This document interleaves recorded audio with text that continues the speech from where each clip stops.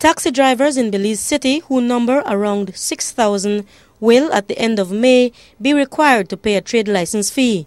Deputy Mayor Dean Samuels told Love News that the implementation of the $10 monthly fee is rarely enforcement rather than introduction, and that the fees come after consultation.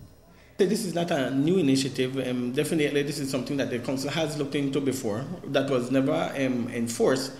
So what we did, we had a meeting last Wednesday with the different taxi union corp throughout the city and associations throughout the city, and we explained to them what the council would be doing.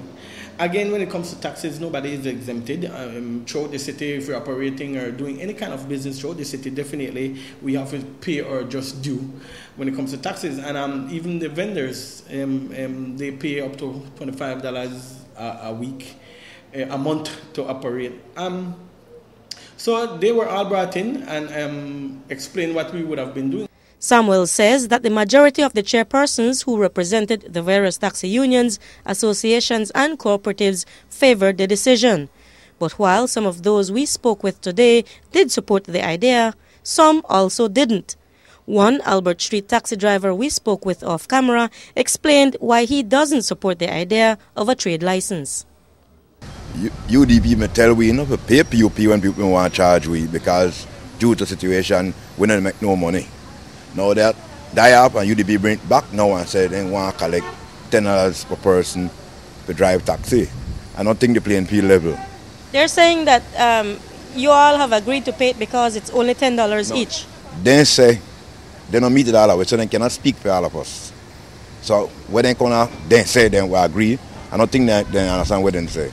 Because the price you can see for some of Novelo taxi drivers already have it on the vehicle right, no trade license. So how could they say we agree to pay 10?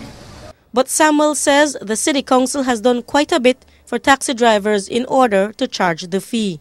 We definitely have been providing service to these different taxi associations. We have demarcate their stands. We have painted up. We have put up signs at these, and when they're in any kind of trouble, they can always call on the traffic department, and the traffic department go and help enforcement. So we have been doing our part. So this is why, and I'm saying we have flexed so much when it comes to taxi operators within the city. The traffic department, by extension, the council, we have flexed so much. And I mean, to the extent that the public sometimes have a problem, the amount of taxi operating, and they have the best parking and everything.